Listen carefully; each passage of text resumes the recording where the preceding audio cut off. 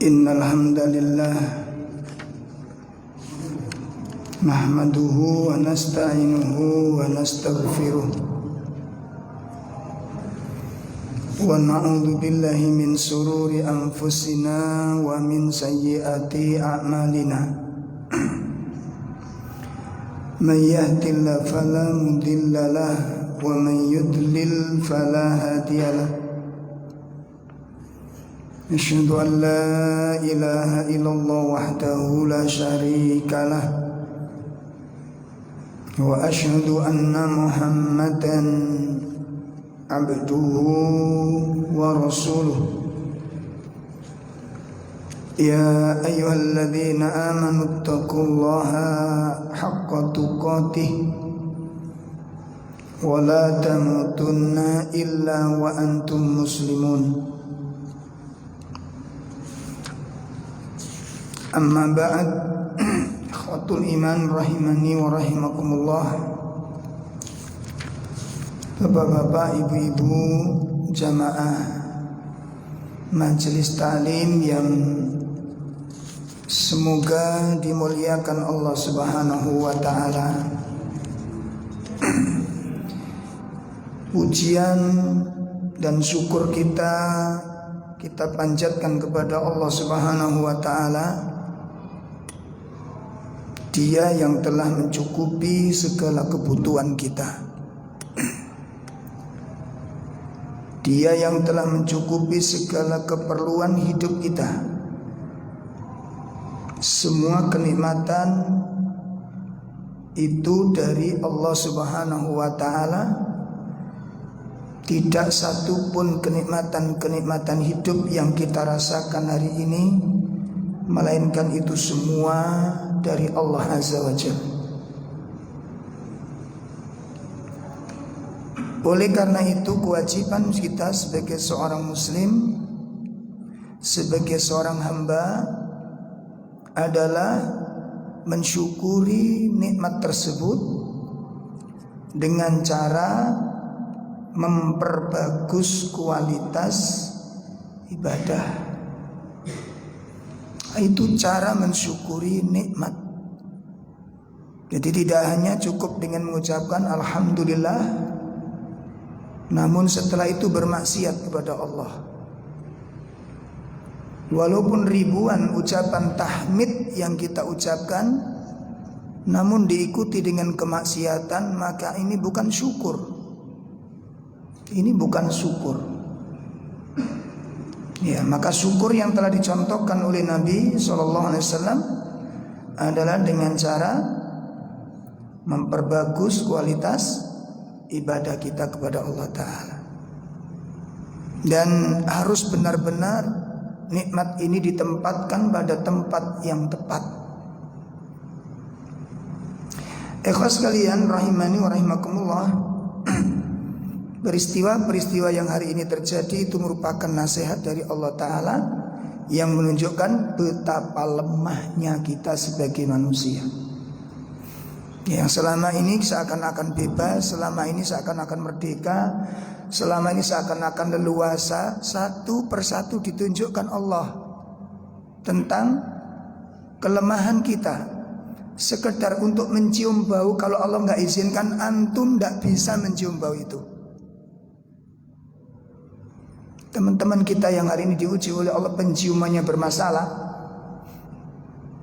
mbok templek yo apa ae ora cetep piro mambu, Pak. Ini fakta yang selama ini kita lupakan. Bernafas yang selama ini kita enteng sekali, itu dari Allah. Ya, berpuluh-puluh tahun kita nafas bebas, sekarang dikasih sesek sama Allah. Gak bisa bernafas kita, walaupun kita berupaya memaksakan diri, gak bisa. Tidur dengan leluasa, nikmat dari Allah. Namun kita tidak bisa mengambil pelajaran-pelajaran penting itu. Ya, kita leluasa dengan tidur pagi, tidur siang, tidur malam, dengan leluasanya. Begitu juga bangun ini pun dari Allah Subhanahu wa taala, bukan karep kita sendiri. Ya. Ada nggak orang ingin tidur nggak bangun-bangun? Ada nggak? Ada nggak? Ada yang nggak kepingin tidur nggak bangun-bangun? Ada nggak? Tapi ada nggak orang yang mengalaminya? Hah? Kenapa dia tidak bisa bangun? Allah tidak izinkan. Ini lemahnya kita sebagai manusia yang nggak kita sadari sama sekali. Nah, oleh karena itu mari kita manfaatkan nikmat ini dengan sebaik-baiknya, dengan cara menempatkan nikmat ini di tempat yang tepat dan mensyukurinya dengan cara memperbagus kualitas ibadah kita kepada Allah Ta'ala. Baik, Bapak Ibu sekalian, menindaklanjuti kajian tafsir, kita melanjutkan tafsir surah Al-Baqarah pada ayat yang kedua. Ya, kita melanjutkan tafsir surah Al-Baqarah ayat yang kedua.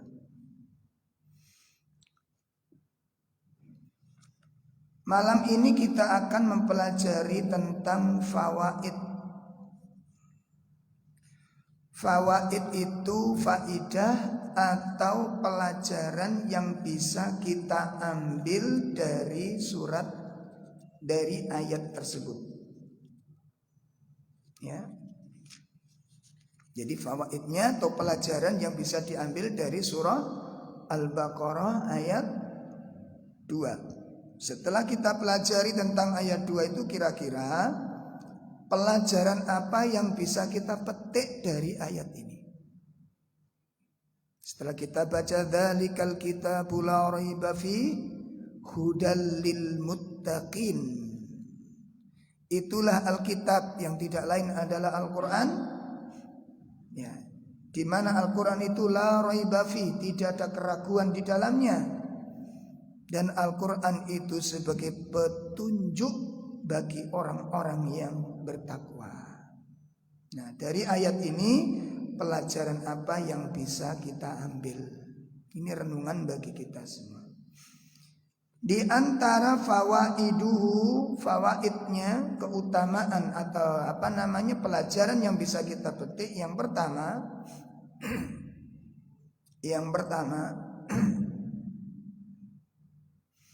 bahwa Al-Quran ini semua yang ada di dalamnya itu adalah mengandung kebenaran.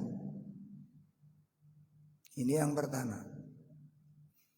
Semua yang terkandung di dalam Al-Quran itu adalah al-haq, benar semuanya.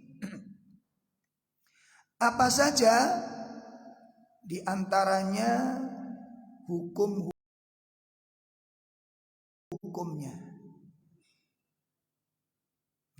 Hukum yang ada di dalam Al-Quran itu benar. Tidak ada keraguan di dalamnya.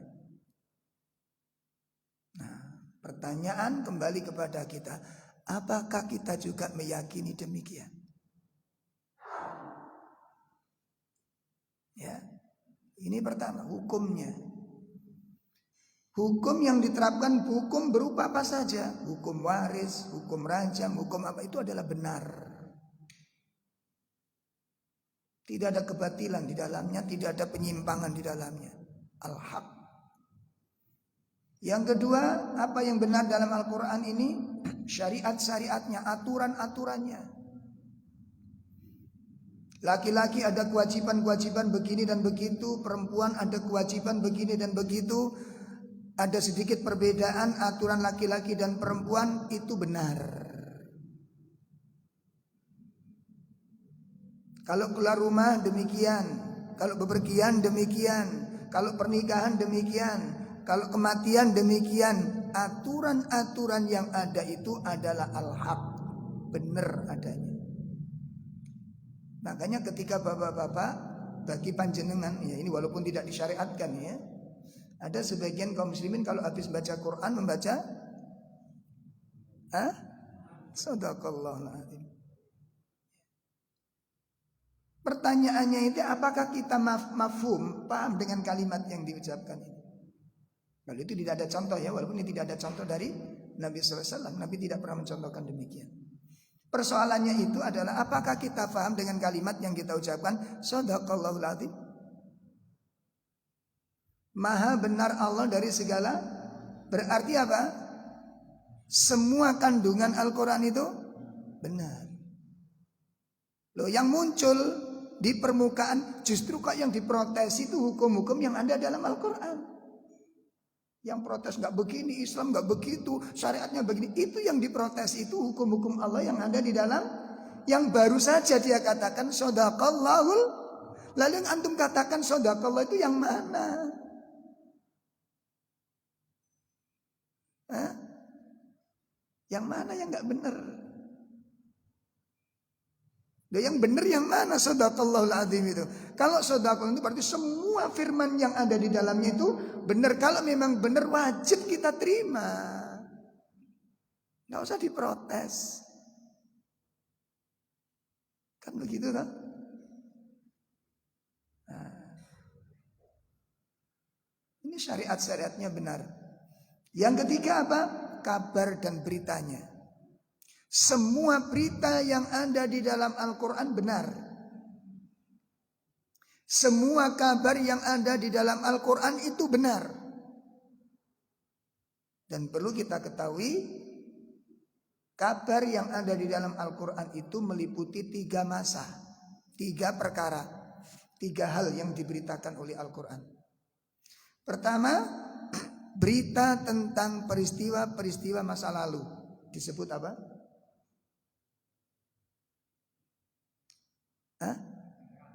Berita-berita tentang masa lalu, peristiwa-peristiwa yang sudah terjadi. Disebut apa? Sejarah atau kisah atau sirah. Sehingga dengan adanya persoalan tersebut Allah menurunkan satu surat khusus untuk menceritakan tentang kisah, yaitu surat apa? Al-Qasas.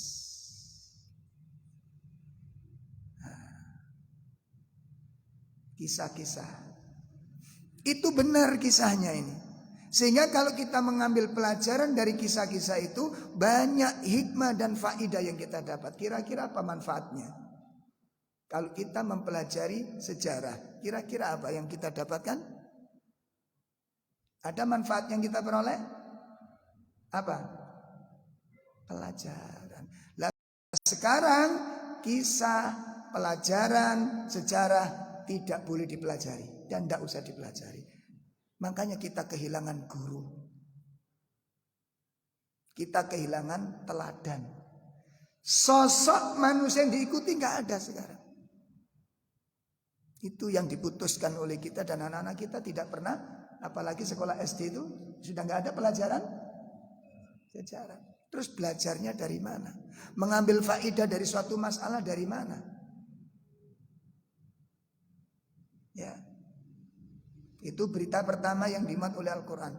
Yang kedua adalah berita tentang peristiwa-peristiwa yang akan terjadi.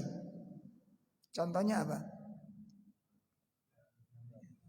Kematian, alam kubur, kiamat, hisab, mizan, sirat, syafaat, mahsyar. Itu berita-berita tentang peristiwa-peristiwa yang akan. Kalau kita pelajari masalah berita-berita yang akan datang, apakah ada manfaatnya? Dalam apa manfaatnya?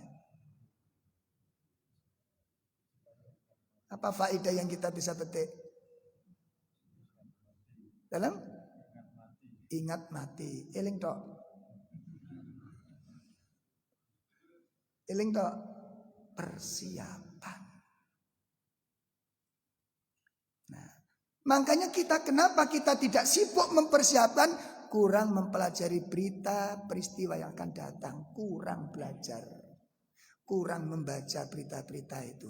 Langsung sampean kali kula beritane YouTube tok sing diwaca.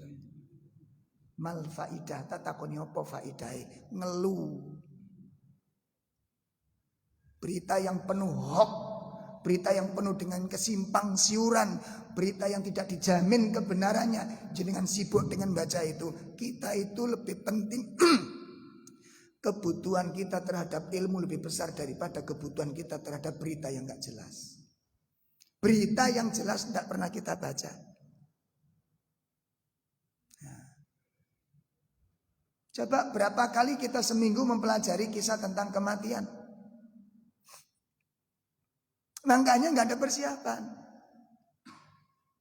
Ini faidahnya Pak ya, adanya sebuah persiapan. Kemudian yang ketiga, berita yang dimuat di dalam Al-Quran itu adalah berita di mana Allah mengabarkan tentang janji dan ancaman. Dikabarkan oleh Allah. Janji kepada orang-orang yang taat, orang-orang yang soleh, orang-orang yang tunduk, orang-orang yang berserah diri kepada Allah. Diberikan janji-janji yang menggembirakan oleh Allah. Ancaman disiapkan oleh orang-orang yang durhaka, disiapkan oleh orang-orang yang membangkang, disiapkan oleh orang-orang.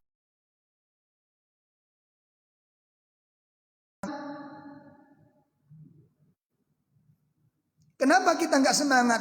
Karena lupa dengan janji-janji Allah Subhanahu wa taala.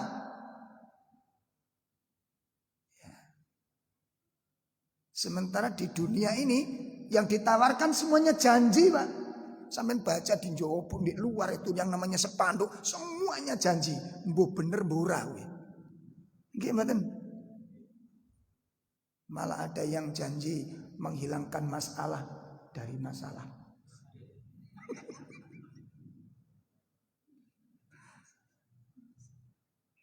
Pernahkah kita sibuk dengan janji Allah? Apa janji Allah kepada orang sabar? Apa janji Allah kepada orang yang bertawakal? Apa janji Allah kepada orang yang berbuat baik? Makanya kita kurang ada gairah,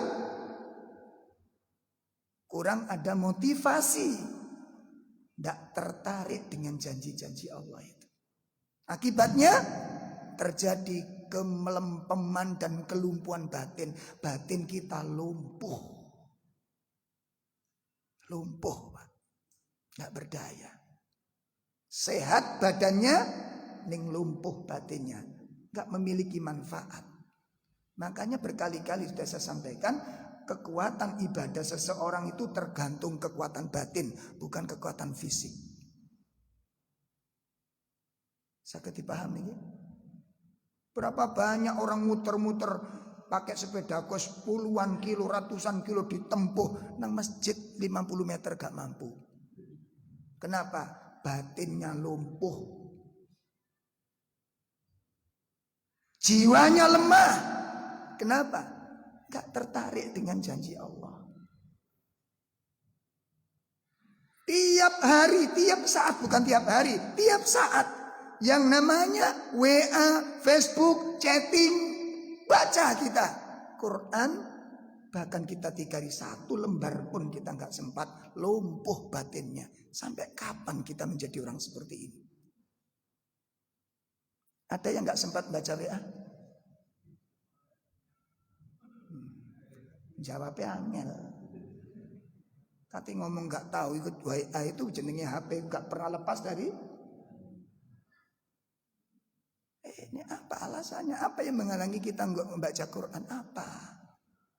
Apakah itu dirugikan? Kenapa demikian? Karena kita nggak tertarik dengan janji Allah. Itu persoalannya. Itu persoalan. Nggak tertarik dengan janji Allah.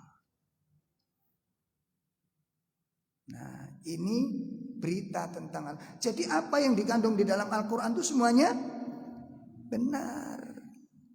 Ini pelajaran pertama. Ya, semua yang terkandung di dalam Al-Quran itu adalah kebenaran. La raiba fi, tidak ada keraguan di dalam. Hukumnya adalah hukum yang paling adil. Sekilas kita mandang kok begini, kok begini, kok begini itu kan kita melihatnya dari jauh. Pernah nggak duduk bersama orang alim yang paham tentang Al-Quran untuk belajar? Ustadz, kok begini hukumnya? Pernah nggak duduk? Enggak, itu jarang. kok begini, tapi nggak pernah duduk belajar. Coba sembahkan hal-hal yang ganjel itu ditanyakan. Kok ada rajam, kok sadis banget? Apa hikmah di balik rajam? Kok potong tangan, kok nggak ada kemanusiaan? Terus hukum yang kita buat lebih manusiawi begitu?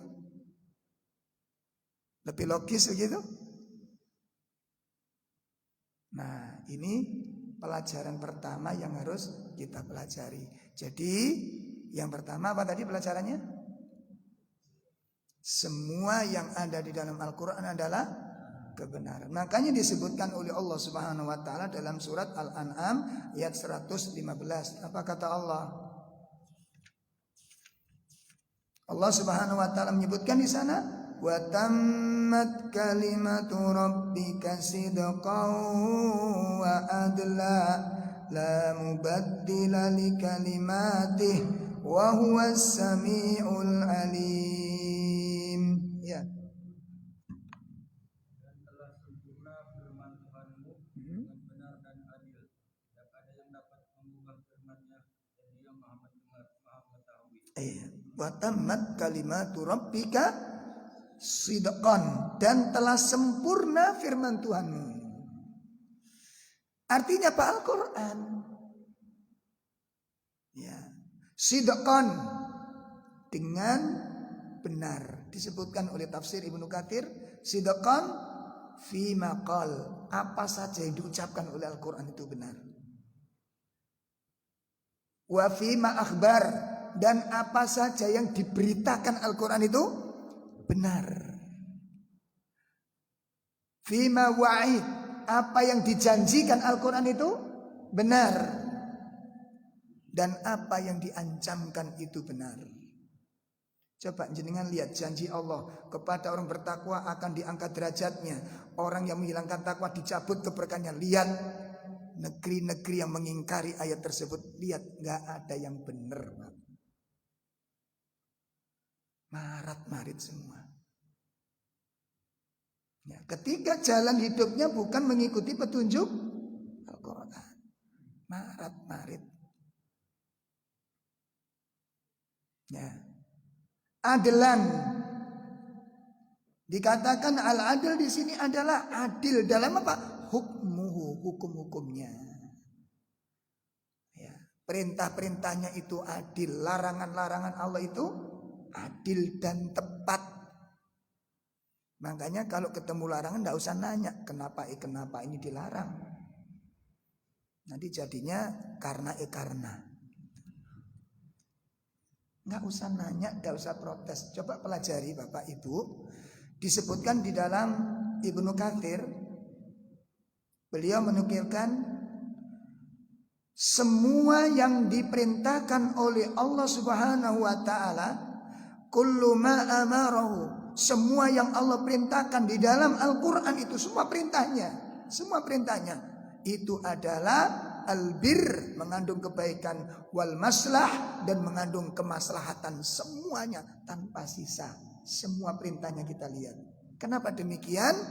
Karena semua yang diperintahkan Allah itu adalah baik, karena tidak satu pun Allah merintahkan jelek dan kerusakan, tidak ada.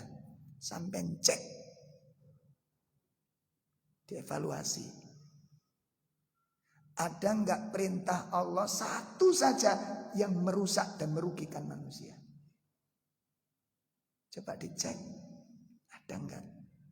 Makanya di akhir khutbah sering kali khotib menukil, innallaha ya'muru bil adli, terus wal ihsan, terus wa itaidil kurba. Itu perintah-perintahnya, Pak. Perintah Allah, sesungguhnya Allah merintahkan kepada kalian untuk bersikap adil, bersikap ihsan, bersikap apa? Memberi sesuatu kepada kerabat, nyambung kekerabatan. 3 perintah Anda lihat, dicek. Ini perwakilan dari perintah-perintah yang lain. Ini mewakili perintah-perintah yang artinya semua yang diperintah Allah itu mengandung kemaslahatan dan kebaikan. Wa yanha 'anil faksha wal munkar wal bagh. Dan Allah melarang perbuatan keji, perbuatan mungkar, perbuatan bermusuh-musuhan. Artinya apa? Semua yang dilarang Allah pasti mudarat, pasti mafsadat. Wa tammat kalimatu rabbika sidqan wa adlan. Benar dan adil. Perintahnya adil, larangannya adil. Ya. Makanya nanti kalau ada ketemu hadis larangan wanita pergi ke masjid pakai parfum, gak usah protes. Kenapa sih kok gak boleh wanita pakai parfum? Gak usah protes. Kenapa kok kalau laki-laki gak irungi walana mbek wong wedok iku beda? Paham ya? Nek wong wedok ambu minyak wong lanang sing dipikir wong wedok niku bojone. Bojoku tak tukokno ngene, lho ngono. Ngelihat seorang penampilannya, celananya bagus, setelannya baju kok bagus, sing dipikir wong wedok sinten? Sing lanang. Kok bojoku tak tukokno ngene. Nek sampean ndelok wong wedok ngono beda. Sampean bau parfume wong wedok, sing sampean pikir sapa? Ayo bojomu ngono ora. Wis cetek-cetek ini fikih psikologis ini namanya. Cetek-cetek aneh. Bagaimana? Nek sampean bau parfumnya perempuan, harum, menyengat dan menarik, yang jenengan ingat wajahnya siapa? Istri? Enggak, wajah istri gaib. Ora ketok, Pak. Enggak usah ditanya. Allah itu merintahkan tuh adil. Ya, adil perintahnya. Makanya enggak usah diragukan. Ini pelajaran pertama dari ayat 2 ini. Pelajaran yang kedua dari ayat 2 surah Al-Baqarah adalah bahwa Al-Quran ini merupakan petunjuk jalan hidup dan menunjukkan kepada jalan yang lurus dan benar. Maka barang siapa yang mengikutinya, dia akan selamat. Yang berpegang kepadanya, dia akan bahagia. Ya. Dia akan terjaga ketika mengambil pegangan berpedoman dengan Al-Quran. Dia akan terjaga dari kekeliruan. Dia akan terjaga dari penyimpangan. Dan akan selamat apabila dia mengikuti petunjuknya. Sebagaimana disabdakan oleh Nabi SAW dalam sebuah riwayat Imam Ibnu Mardawai dan Imam Al-Hakim, dan derajat hadisnya sahih, dari sahabat Abdullah Ibnu Mas'ud mengatakan, inna hadzal Qur'an huwa hablullahil matin. Nabi mengatakan apa? Sesungguhnya Al-Quran ini merupakan petunjuk yang lurus, tali Allah yang kokoh. Al-Quran ini merupakan apa? Tali Allah yang kokoh. Wa nurul mubin, cahaya yang terang. Wa syifa'un nafi', obat yang sangat bermanfaat. Ismatun liman tamassaka bih, akan menjadi penjaga bagi orang yang berpegang erat dengannya. Saya ulangi, ismatun liman tamassaka bih, Al-Quran akan menjadi penjaga bagi orang yang berpegang erat dengannya, menjaga dari penyimpangan dan kekeliruan. Ya, wanajatun, dan akan menjadi penyelamat limanittaba'ah, bagi orang yang mengikutinya. Sejalan dengan firman Allah Subhanahu wa taala di dalam surat Thaha ayat 123. Allah Subhanahu wa taala berfirman, qala biqa minha jami'an ba'dukum li ba'din adu fa imma ya'tiyannakum minni hudan faman ittaba'a hudaya fala yadhillu wa la yashqa. Ya. Ia Allah berfirman, "Jumlah kamu berdua dari surga bersama-sama. Bagaimana kamu menjadi musuh bagi sebagian yang lain? Jika datang kepadamu petunjuk dariku, maka ketahuilah, barang siapa mengikuti petunjukku, dia tidak akan sesat dan tidak akan celaka." Nah, dipesankan oleh Allah Subhanahu wa taala, fa imma ya'tiyannakum minni huda, maka apabila datang kepadamu petunjuk dariku, ya, petunjuk dari Allah tidak lain adalah Al-Quran. Apabila petunjuk itu datang kepadamu, famanittaba'a hudaya, barang siapa yang mengikuti petunjuk ini, dijamin oleh Allah dengan dua jaminan. Pertama, fala yadhillu, dia tidak akan tersesat, wala yashqa, dan dia tidak akan celaka. Berarti mereka mendapat petunjuk dan mereka akan bahagia dan selamat. Ini petunjuk Al-Quran. Ya, Al-Quran sebagai petunjuk. Kemudian yang ketiga,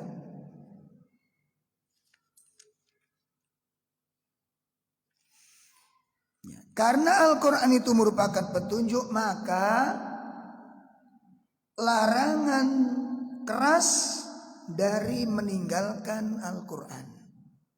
Larangan keras dari berpaling dari Al-Quran. Nih Pak, jangan sekali-kali kita tinggalkan Al-Quran, baik bacaannya, ilmunya maupun faidahnya, jangan ditinggalkan. Jangan berpaling darinya. Berpaling darinya itu kenapa Pak? Orang ngurusi Quran. Baca enggak, mempelajari kandungannya enggak, melaksanakan syariatnya juga enggak. Ini kondisi bahaya.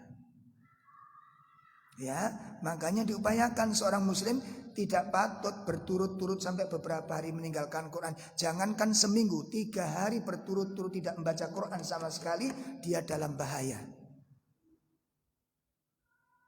Apa bahayanya? Allah sebutkan di dalam surah 43 ayat 36 37. Bahaya ketika orang menjauhi Al-Quran. Wa may ya'shu an dzikrir rahman nuqayyid lahu syaitana fahuwa lahu qarin. Iya, silakan. Surat 43 ayat 36 37. Iya, silakan. Dan barang siapa berpaling dari pengajaran Allah yang Maha Pengasih, kami biarkan setan menyesatkannya menjadi teman karibnya. Masya Allah. Dan sungguh mereka benar-benar menghalang-halangi mereka dari jalan yang benar. Dan mereka menyangka bahwa mereka mendapat. Ini Pak, barang siapa yang berpaling dari peringatan Ar-Rahman, yakni Al-Quran, maka setan akan menguasainya dan setan akan menjadi teman karibnya. Cukup sampai di sana? Enggak. Innahum la yasudduna an sabilillah. Setan-setan yang sudah menguasainya, setan-setan yang sudah mendominasinya, setan yang sudah menjadi teman karibnya, itu menghalang-halangi dia dari jalan Allah Subhanahu wa taala. Jenengan rasakan. Mari kita rasakan bersama. Kalau kita tidak selalu baca Quran, ibadah-ibadah yang lain pun ikut berat kita lakukan. Akhirnya kita kehilangan sholat qobliyah, sholat ba'diyah, zikir lengkap, hilang. Itu gak merasa sedih kita ini. Coba rasakan yang benar. Kehilangan amal-amal gak merasa sedih kita.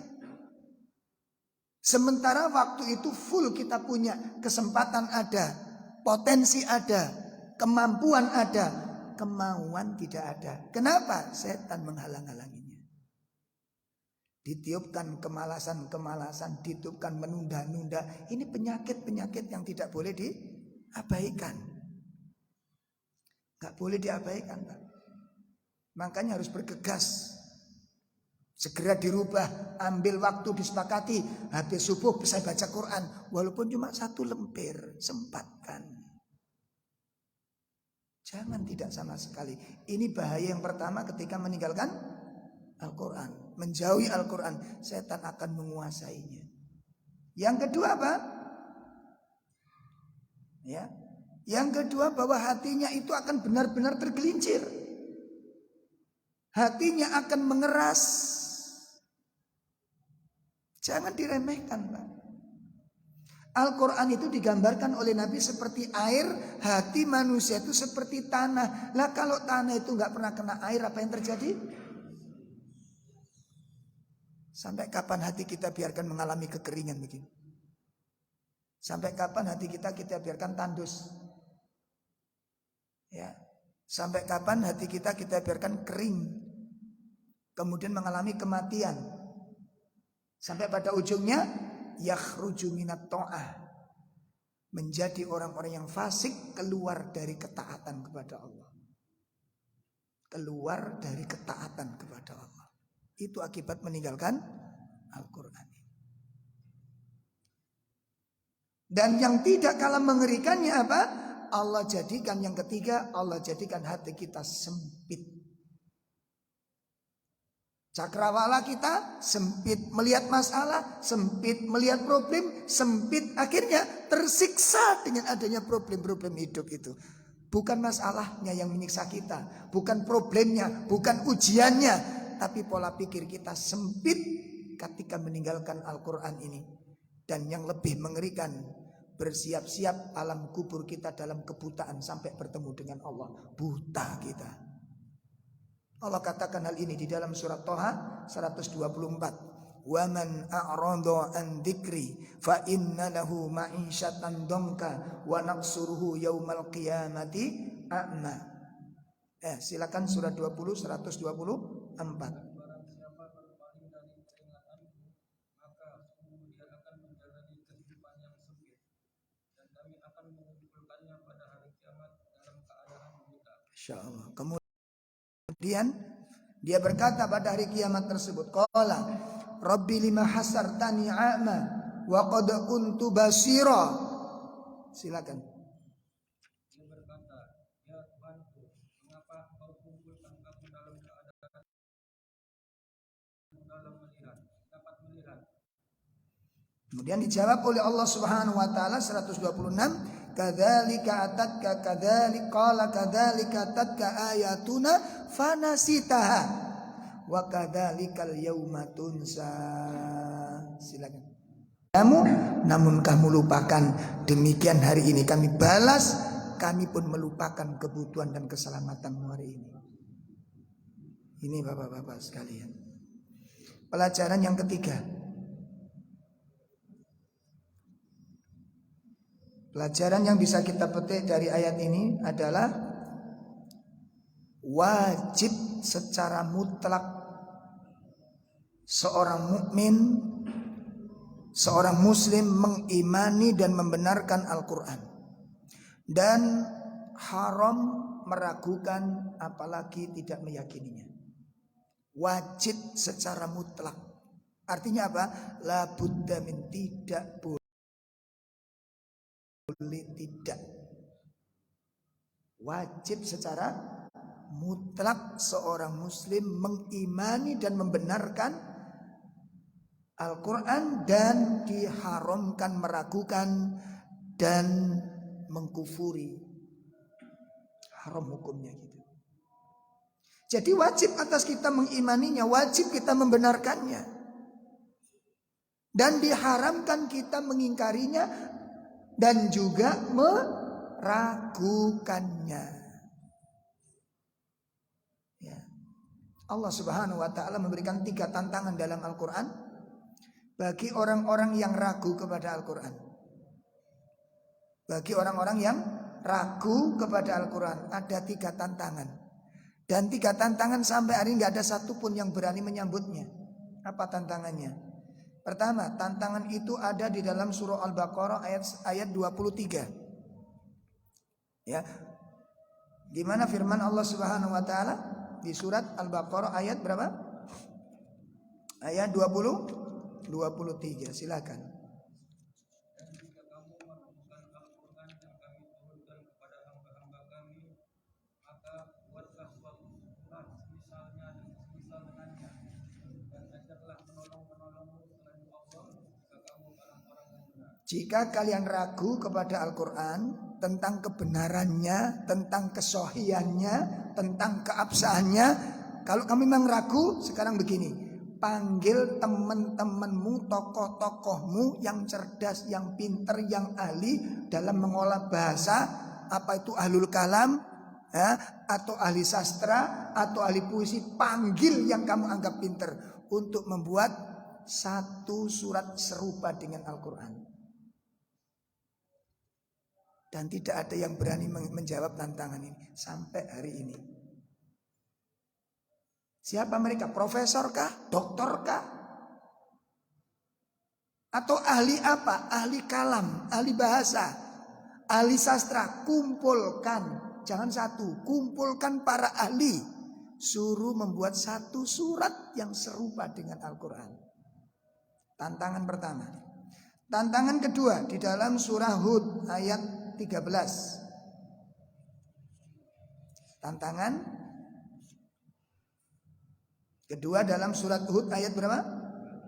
Am yaqulu naftarah. Orang kafir mengatakan Al-Quran ini buatan Muhammad. Makanya salah satu hikmah kenapa Nabi diutus dalam keadaan buta huruf, itu fungsinya ini. Dan orang kafir tahu Muhammad itu buta huruf. Kalau memang buta huruf, bagaimana nyusun Al-Quran sedemikian hebatnya?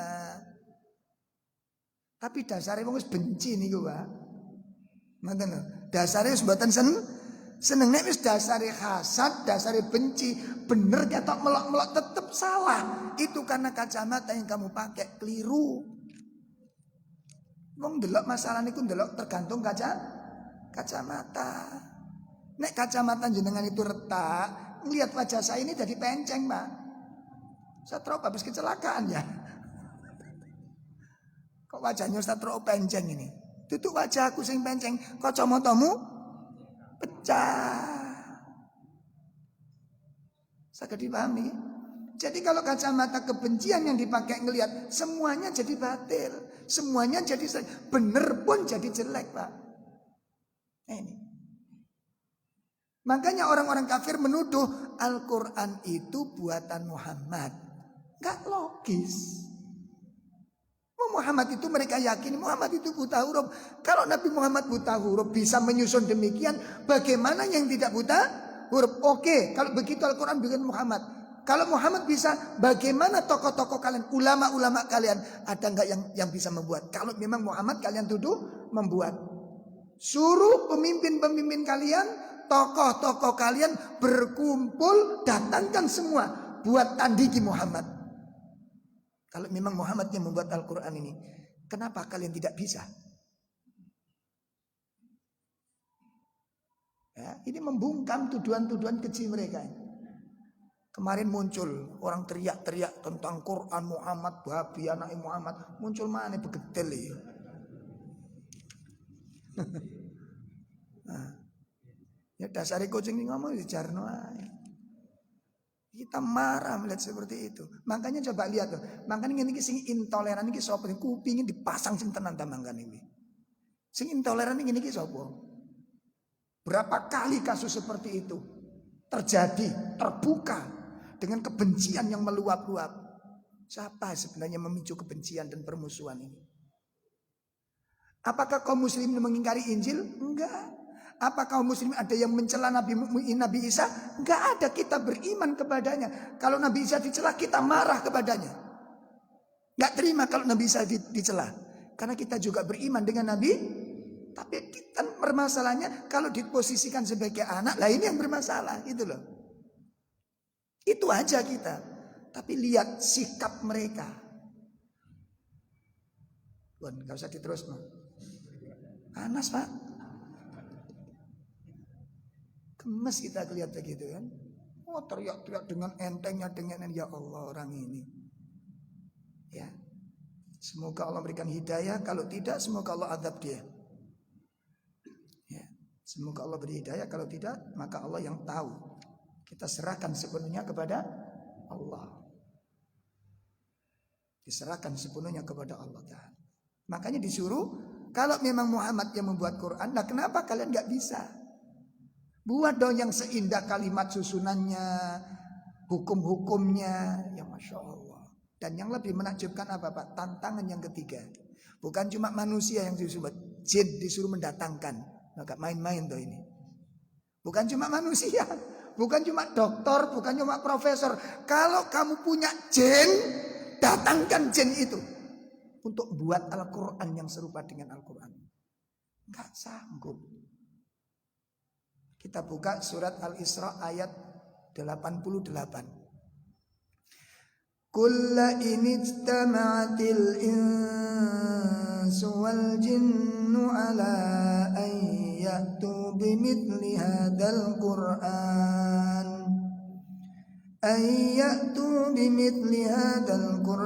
la ya'tuna bimithlihi walau kana ba'duhum li ba'din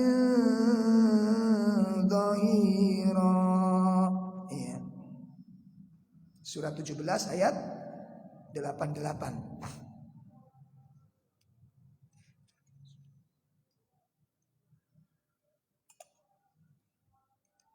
Baik, saya baca aja. Katakanlah Muhammad, sesungguhnya jika manusia dan jin berkumpul untuk membuat yang serupa dengan Al-Quran ini, mereka tidak akan dapat membuat yang serupa dengannya, sekalipun mereka saling membantu antara yang satu dengan, nggak usah manusia, jin. Saya kurang nemen.